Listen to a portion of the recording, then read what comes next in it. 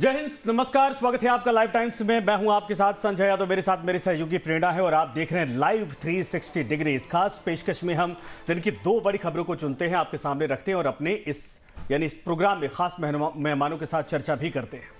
पहली खबर होगी मानसून सत्र से जुड़ी हुई। पहले ही विपक्ष का हंगामा देखने को मिला। बागी सांसदों को देखकर विपक्ष बैठक से वॉकआउट कर गया। दूसरी खबर सामाजिक कार्यकर्ता सोनम वांगचुक से जुड़ी है। सोनम वांगचुक इस समय दिल्ली के सफदरजंग अस्पताल में भर्ती हैं, जिसको लेकर राजनीतिक हलकों में सियासी पारा हाई है।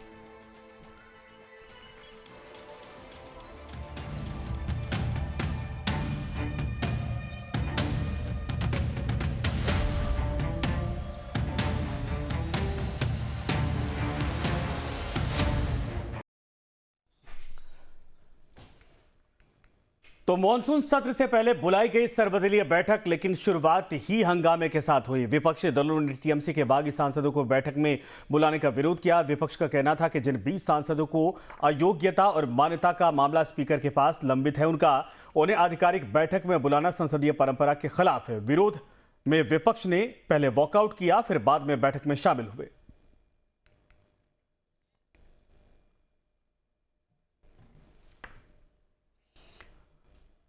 स्पीकर के अधिकार स्वयं ले लिए हैं, तो उसके खिलाफ वॉकआउट किया हम लोगों ने। पर सबसे बड़ा मुद्दा हमारा जो हमने रखा है वो ये है कि आदरणीय खड़गे साहब ने, आदरणीय राहुल गांधी दोनों ने एक पत्र लिखा है प्रधानमंत्री जी को। भारतीय जनता पार्टी ने ये लूट की है। मैं आरोप को दोहराता हूँ, सीधे सीधे जब उन्हीं को ट्रस्ट बनाना था, उन्हीं को मंदिर बनवाने के लिए ट्रस्ट बनाना था, तो अगर लूट हुई है तो नरेंद्र मोदी सरकार पूरी तरह इसके लिए जिम्मेदार है। The approval has not been provided by the speaker so far, but unfortunately they have been approved as a party having strength of 20. That is why Trinamool has protected. We also supported the Trinamool Congress, and as a mark of protest, we have just walked out from the meeting for a while and then resuming the discussion. सबसे पहले हमने Samajwadi party की ओर से, जो पूरे देश के ही नहीं बल्कि दुनिया के 100 करोड़ से ज्यादा सनातनियों की भावनाएं आहत हुई हैं, हमने मांग की है कि सदन में उसकी चर्चा होनी चाहिए। दूसरी गंभीर जो चर्चा मांगी है पार्टी की तरफ से, सोनम वांगचुक जी के साथ जो हुआ है अभी कल और पिछले 20-22 दिन से जो लगातार पूरे देश के छात्र आंदोलित हैं, तो हमने मांग की है अपनी पार्टी की ओर से कि इस पर सदन के अंदर चर्चा की अनुमति दी जाए। वहीं टीएमसी ने इसे लोकतंत्र पर हमला बताया। महुआ मोइत्रा ने साफ कहा कि जब तक स्पीकर का फैसला नहीं आता, किसी भी तरह के विलय या अलग मान्यता की अनुमति नहीं दी जा सकती। पार्टी का आरोप है कि सरकार राजनीतिक लाभ के लिए संसदीय प्रक्रिया का दुरुपयोग कर रही है। Today the entire opposition, all parties including the Indian National Congress, the Samajwadi Party, the DMK, the JMM, the Aam Aadmi Party, the National Conference, the left parties, the Shiv Sena UPT have all walked out of the all party meeting in protest. We have registered our strong protest and walked out as a symbol of our protest. तो बैठक में शामिल होने के बाद विपक्ष ने सरकार को अपने मुद्दों की लंबी सूची भी रखी और इस पर तैयारी भी की है।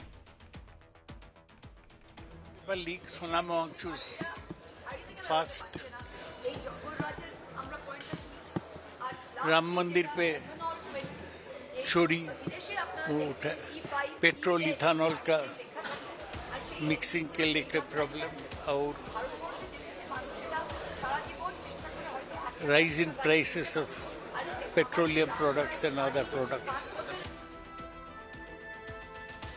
अब सवाल यह है कि मानसून सत्र में विपक्ष किन मुद्दों को लेकर सरकार को घेरेगा। पेपर लीक का मुद्दा, सोनम वांगचुक का अनशन मुद्दा, राम मंदिर चढ़ावा चोरी, महंगाई, पेट्रोल में 20% एथेनॉल मिश्रण, परिसीमन, ये तमाम वो मुद्दे हैं। उधर सरकार ने साफ किया कि मानसून सत्र में कई अहम विधेयक लाए जाएंगे।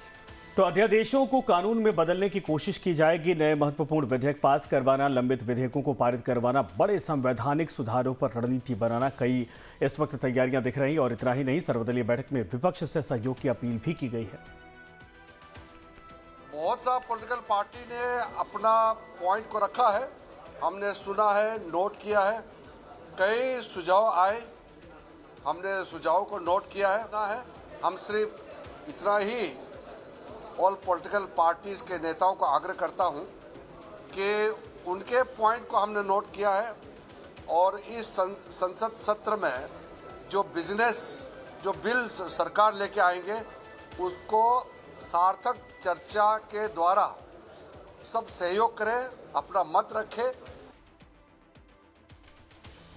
वहीं मॉनसून सत्र की बात करें तो शुरुआत 20 जुलाई को हो रही है, समापन इसका 13 अगस्त को होगा और कुल बैठकें इसमें 19 होने वाली हैं। वहीं अगर संसद में सिटिंग अरेंजमेंट की बात करें तो टीएमसी के 20 बागी सांसद एनसीपीआई के साथ बैठेंगे, शिवसेना उद्धव गुट के 6 सांसद शिंदे गुट के साथ बैठेंगे, तो वहीं डीएमके के 22 सांसद विपक्षी ब्लॉक से अलग सीटों पर बैठने वाले हैं। तो साफ है, संसद शुरू होने से पहले ही राजनीतिक लड़ाई तेज हो चुकी है। सरकार विकास और विधायी एजेंडे पर फोकस की बात कर रही, जबकि विपक्ष लोकतांत्रिक प्रक्रियाओं और राजनीतिक निष्पक्षता को बड़ा मुद्दा बना रहा है। ऐसे में मॉनसून सत्र के पहले ही दिन सदन के भीतर जोरदार टकराव के पूरे आसार हैं। सवाल सिर्फ इतना ही नहीं है, सर्वदलीय बैठक में कौन शामिल हुआ और कौन नहीं। असली सवाल यह है कि क्या स्पीकर के फैसले से पहले बागी सांसदों को आधिकारिक मान्यता जैसी भूमिका देना संसदीय मर्यादा के अनुरूप है, या फिर विपक्ष उस मुद्दे के बहाने सरकार को घेरने की रणनीति बना रहा है। मॉनसून सत्र की शुरुआत से पहले यही सबसे बड़ा राजनीतिक विवाद बन चुका है। तो कुल मिलाकर ये कहा जा सकता है कि आने वाले वक्त में जितने हालात अब तक पीछे देखे गए थे, उसी तरीके से सदन के भीतर इन मुद्दों को लेकर हंगामा होने की पूरी संभावना है। और हमारे साथ कुछ मेहमान जुड़ रहे हैं, उनके पास भी चलेंगे। लेकिन आपको बता दें कि हमारे साथ इस वक्त जो मेहमान जुड़े हैं उसमें विक्रम लोहिया साहब हैं, प्रवक्ता कांग्रेस से, और कुछ देर में बीजेपी से भूपेंद्र जी हमारे साथ जुड़ जाएंगे।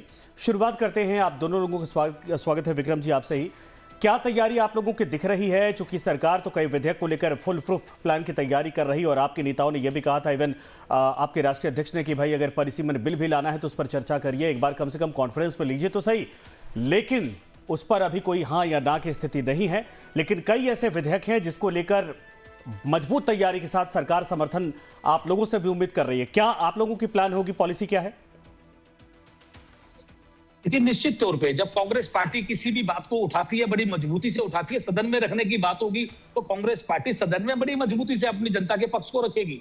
हम विपक्ष में हैं, हम जनता की आवाज है, जनता के मुद्दों को सदन में भी रखेंगे, सदन से बाहर भी रखेंगे।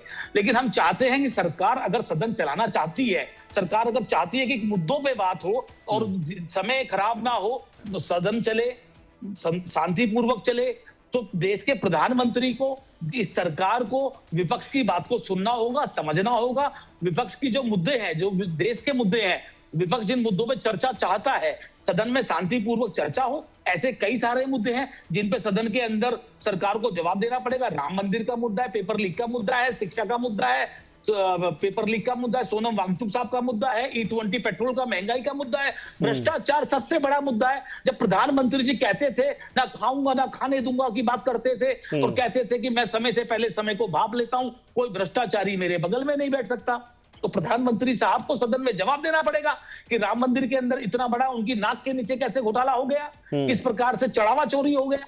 राम की बात करने वाले काम की बात तो कभी करते नहीं है। राम का नाम ले लेकर अपना काम साधने वाले लोग, मैं तो कहता हूं नहीं, वो लोग तो ये कहते हैं ना, कहते भी आए हैं कि जिनको राम से मतलब नहीं था वो लोग सवाल पूछने वाले कौन होते हैं। अगर आप लोग सदन में ये मसला उठाते हैं, मैं इस बात पे मैं बड़ा आश्चर्य व्यक्त करता हूं कि राम का नाम अगर कोई लेता है या नहीं लेता है, जो राम की बात करता है तो उसको अधिकार चढ़ावा चोरी करने का हो गया क्या? उसको अधिकार हो गया भ्रष्टाचार करने का?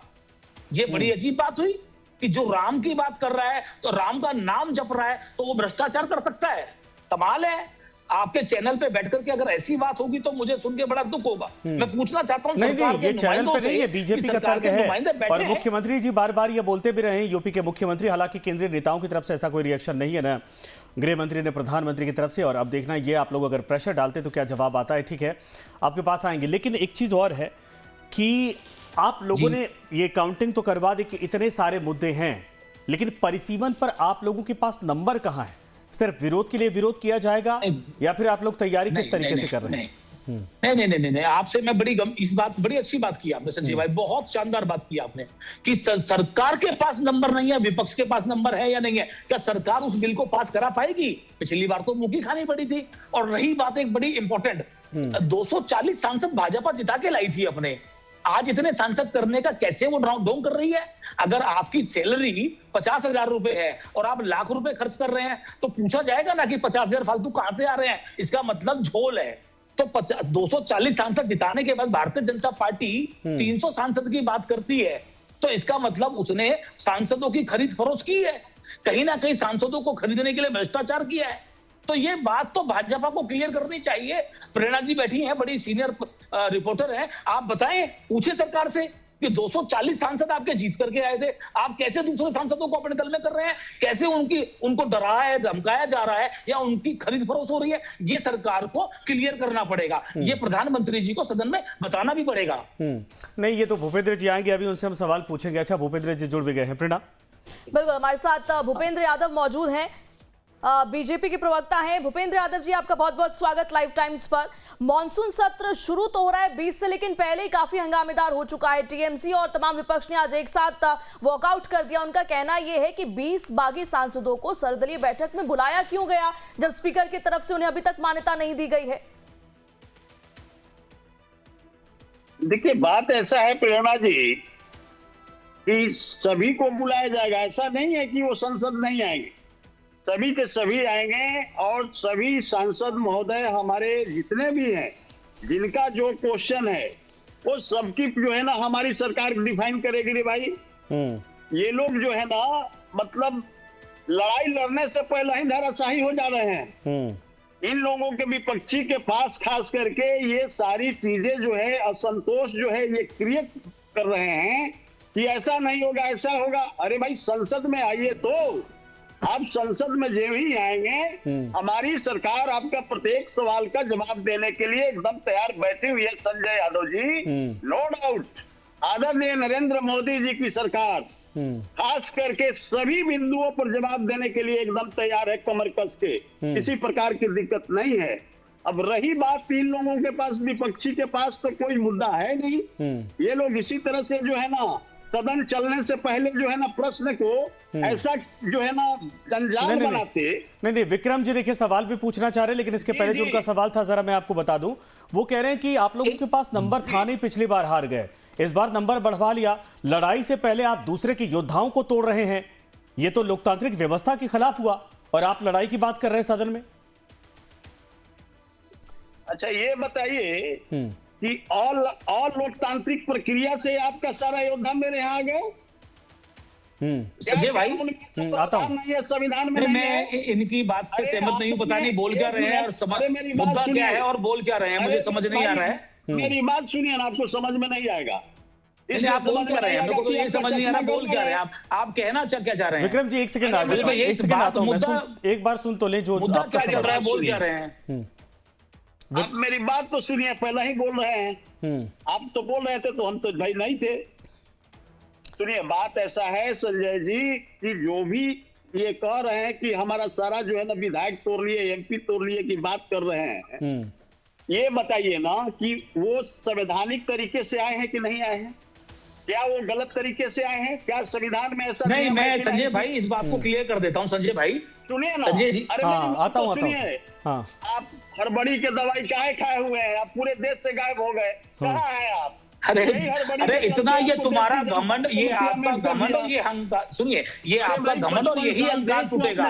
अरे भैया सुन लीजिए, ये घमंड और यही तो आपको शोषण करने का अधिकार मिल गया क्या? संजय जी, तो आपको शोषण करने का अधिकार मिल गया क्या? ये बताइए, बीच में क्या बातें कर रहे हैं? नहीं, ठीक है सर, थोड़ा समय सबको दिया जाएगा। सुनिए भूपेंद्र जी, आपकी बात मैं समझ गया, थोड़ा जवाब तो लेते हैं। आप बताइए विक्रम जी, ये बात तो सही कि संवैधानिक प्रक्रिया का ही पालन किया गया है। अगर कोई पार्टी आ रही है, कोई सांसद आ रहा है सदन की 2-4 को तोड़कर बीजेपी ने शामिल करवा लिया है भाई, 2/3 बहुमत अगर कहीं से टूटा है उसके बाद मैं आपसे पूछना चाहता हूं कि आपके साथी प्रेरणा जी बैठी हैं, इनको तोड़ करके दूसरा चैनल ले जाए तो बात गंभीरता की, ऐसे कैसे ले जाएगा? इनको बेहतर फैसिलिटी देंगे, इनको कुछ वहां पे इनको ज्यादा हक की बात मिलेगी, इनको बेनिफिट की बात मिलेगी, खरीद फरोख्त होगी तभी तो जाएगा ना कोई। नहीं तो इनके आप पास समझिए अधिकार बात है को। ना जाने जो का, तो व्यक्ति- सांसदों के पास अधिकार था आप ये। बात सुनिए, अभी मैं पूछता हूं, अभी मैं एक बात पूछता हूं। अभी कुछ दिन पहले जल बोर्ड की बात चल रही थी, राघव चड्ढा जल बोर्ड के उपाध्यक्ष रहे और राघव चड्ढा को इनकी पार्टी के नेता पानी पी पी करके कोसा करते थे। अब राघव चड्ढा जल बोर्ड की बात हो रही थी पीछे, तो जल बोर्ड की बात अगर राघव चड्ढा ने उनके दौरान ही अगर वहां गड़बड़ हुई तो राघव चड्ढा को अब ये गड़बड़ तो नहीं कहते कि राघव चड्ढा जी ने गड़बड़ कर दी। नहीं, ये तो आपके पार्टी ये के भी तो बहुत सारे पता- सांसद विधायक गए हैं सर, अभी कहाँ भूल गए आप लोग? कई अच्छा, प्रवक्ताओं दूसरी के बात। मैं नाम गिरा दूं, अभी- जरा अभी- उनसे अभी- फोन करके अभी सुनो पूछ ना, लीजिए कितना संजय उनको भाई, बेनिफिट मिला ताकि वो गए थे। लेकिन आप लोग कांग्रेस दो के सेकंड, हाँ जल्दी सर ब्रेक ले संजय जाना। भाई 2 सेकंड। हाँ, बड़ी अभी भाजपा के प्रवक्ता कह रहे थे जी इनके पास तो मुद्दे ही नहीं है, मतलब भ्रष्टाचार मुद्दा नहीं है, राम मंदिर में चढ़ावा चोरी मुद्दा नहीं है, पेपर लीक का नहीं, मैं मुद्दा आता नहीं हूँ है। अभी जब सोनम दोबारा वांगचुक आएंगे का ना ब्रेक मुद्दा के बाद नहीं तो है, मैं यही महंगाई यही मुद्दा चर्चा नहीं है। करने वाला हूँ। बड़ी राम मंदिर, मूर्खों वाली बात भ्रष्टाचार, कर रहे हैं नीट का भाजपा मुद्दा, के। सोनम ये वांगचुक वाला मुद्दा ही नहीं है मसला, कोई। ये तमाम जो अरे चीजें कमाल सामने आ हो रही है गया। इसको कैसे डिफेंड करेंगे आप लोग? भूपेंद्र जी, आपने ब्रेक से पहले एक बात कही थी कि विपक्ष के पास मुद्दा नहीं है, आप इसे कैसे प्रूव करेंगे? मुद्दे तो कई हैं, पेपर लीक है, सोनम वांगचुक का मुद्दा है, राम मंदिर का मुद्दा है, महंगाई का मुद्दा है, इथेनॉल का मुद्दा है, तो आपको ऐसा ये भ्रम क्यों है कि मुद्दे नहीं है? राम मंदिर मुद्दा और कांग्रेस पूरी तैयारी के साथ बैठी है। बिल्कुल। अरे भाई, तो हम लोग भी जवाब देने के लिए कांग्रेस को विपक्षी को जो है ना कांख में फाइल जात के बैठे हुए हैं संजय भाई। हाँ, हमारी सरकार हर मुद्दे पर जो है ना जवाब देने के लिए तैयार बैठी हुई है। कान खोल कर, अरे आप क्यों बेचैनी की दवाई खाए हुए हो भाई? आप शांत रहो ना जरा। अरे भाई आप चलिए बारी बारी से बोल लीजिए, अच्छी बात है। राहुल गांधी, भूपेंद्र जी, हाँ यही कांग्रेस की इटली वाली चाची फिर वही बात, व्यक्तिगत टिप्पणी मत करिए भूपेंद्र जी, मुद्दे पर आइए, मुद्दे पर आ जाइए, मुद्दे पर आ जाइए, फिर वो बीच में टूटती है, आपको दिक्कत होगी। मुद्दे की बात नहीं कर रहे हैं, भूपेंद्र यादव क्या बातें कर रहे हैं? एक सेकंड रुकिए, क्या बातें कर रहे हैं? मुद्दे पर आइए, ये इटली दुनियादारी का जिक्र मत करिए सर। भूपेंद्र जी, थोड़ा समय होता है, मुद्दे पर आइए। कैसी तैयारी आप लोगों की है? हम तो स्पष्ट कह रहे हैं संजय यादव जी कि सारी इनकी जो है क्वेश्चन का जवाब देने के लिए सदन में हमारी पार्टी पूर्ण रूप से तैयार है, कमर कस चुके हैं। आइए, आपके तरह हम लोग देश के रिसोर्स को लूटने वाले लोग नहीं ना हैं। आप 55 साल इस देश पर शासन किए, इस देश को 11वीं अर्थव्यवस्था थी, हमारी सरकार 4थी अर्थव्यवस्था पर लाया, तो इनकी छटपटाहट बढ़ गई। देश में तीसरी बार जो है ना हमारे आदरणीय नरेंद्र मोदी जी चुन करके ऐसे देश की जनता तो सत्ता दे नहीं रही है। हम लोग यदि गड़बड़ करते, इनके तरह घोटाला करते, इनके तरह घोटालाबाजों का गिरोह बना करके शासन सत्ता में बैठे रहते, तो हमको देश की जनता कभी नहीं स्वीकारती। अब इनके जैसा ये जो मटिया में करवा लो बड़ी बड़ी, अब ये बात करो ना, ठीक, आपको देश की जनता कहाँ उठा के विक्रम जी जल्दी सर। हार गए। देखिए, मुझे तो ये भाजपा के प्रवक्ता किस प्रकार की बात कर रहे हैं मुझे तो समझ आ नहीं रहा संजय भाई। आपसे अनुरोध करूंगा, आपसे अनुरोध। भूपेंद्र जी थोड़ा समय सर, मैंने बारी बारी से बोला था, आपने रोका तो वो रुक गए थे। इनको पता ही नहीं है बोल क्या रहे हैं, मुझे तो यही समझ नहीं आ रहा है, मुझे तो यही समझ नहीं आ रहा कि संजय भाई ये बोल क्या रहे हैं। संजय जी, ऐसा है, ये शायद लगता है कि इनको बीच में बोलने की आदत हो गई है। भूपेंद्र जी, अब आपकी बारी खत्म है सर। आप शुरुआत हमने किया, आप सुन लीजिए, आपने कहा ना हमारी सारी तैयारी है, तो उनकी भी तैयारी सुन लीजिए सर। सदन में अभी लड़ाई बाकी है। विक्रम जी देखिए, ये रखिए ना, ठंड रखिए। भूपेंद्र जी प्लीज, आग्रह सर, आप सीनियर आदमी है, प्लीज इस बात का ख्याल रखिए सर, हमारे पास लिमिटेड टाइम होता है। विक्रम जी, अरे भाई, तो मेरी बात तो पूरा होने दीजिए। अरे सर पूरी हो गई, मेरे पास 4 मिनट का समय था, 2 मिनट से ज्यादा मैंने दे दिया, अब तो सुन लीजिए, कम से कम विपक्ष को मौका तो दीजिए। विक्रम जी चलिए बोलिए। देखिए आदरणीय संजय जी, अगर इस प्रकार की डिबेट चलेगी तो मुझे लगता नहीं है कि डिबेट हो पाती है, और जो मुद्दों की बात होती है चैनल पे समय कम होता है, जनता की बातें होनी चाहिए। ये पता नहीं कहां की बातें कर रहे हैं। अब ये बताइए, पेपर लीक मुद्दा है कि नहीं? अगर छोटे बड़े पूरे देश में लगाए तो 150 के लगभग पेपर लीक हो गए, 7.5 करोड़ छात्र प्रभावित हो गया उससे, और ये बातें कर रहे हैं, कह रहे मुद्दे नहीं है। अरे आप समझिए बात को, राम मंदिर की आस्था पूरे देश से जुड़ी हुई है, राम मंदिर में चढ़ावा चोरी हो रहा है इनकी। प्रधानमंत्री जी का वो ड्रोन गायब हो गया जिससे वो सब कुछ देख लेते थे। प्रधानमंत्री समय से पहले समय को भाप लेते थे। मैं भी चौकीदार, ये भाजपा के प्रवक्ता भी लिख रहे थे, मैं भी चौकीदार, तू भी चौकीदार, ये भी चौकीदार। तो ये चौकीदारी तो जिम्मेदार है, इनकी जिम्मेदारी क्या बनती है? जब ट्रस्ट का गठन इन्होंने किया तो गबन भी इन्होंने किया, जब गठन ये कर रहे हैं तो गबन भी इनका। ठीक, जब राम ठीक है मंदिर के सर, अंदर माफी के प्राण साथ प्रतिष्ठा बीच में मैं आपको रोक रहा हूं, समय खत्म हो चुका है, अब परमिशन नहीं मिल पा रही है, लेकिन बहुत सारी बातें हैं जो आप कहना चाह रहे हैं। धन्यवाद आप दोनों लोगों का हमारे साथ जुड़ने के लिए। लेकिन ये जरूर है प्रेरणा की इस बार का सदन वाकई में आसान नहीं होने वाला, बहुत चुनौतियां हैं बीजेपी के सामने और नंबर गेम भले से जुटाने की बात कही जा रही है, लेकिन ये है कि हर एक मुद्दे पर इस बार सरकार के सामने जवाब के लिए बहुत मजबूत तैयारी चाहिए। और सबसे बड़ा मुद्दा नीट पेपर लीक का, सोनम वांगचुक का, और आज देखिए जब रिजल्ट नीट का जारी होने के बाद कई बच्चों का सोशल मीडिया पर बकायदा उसके परिवार, बच्चों के परिवार और उनकी तरफ से ये कहा जा रहा कि जो रिजल्ट हमारा आया है, जितने जब OMR शीट जारी हुई थी उस दौरान हमने मैच किया था, पहली बार कुछ और जारी हुआ था, उसके बाद बहुत घटा दिया गया। यानी अब भी NTA की तरफ से जो पेपर करवाया गया है और जो रिजल्ट फाइनल जारी किया गया उसमें कुछ ना कुछ बहुत संदेह को लेकर, डाउट को लेकर अब सवाल खड़े हो रहे हैं। इसीलिए सरकार को बड़ी चुनौती का सामना करना पड़ेगा, ऊपर से राम मंदिर का मसला।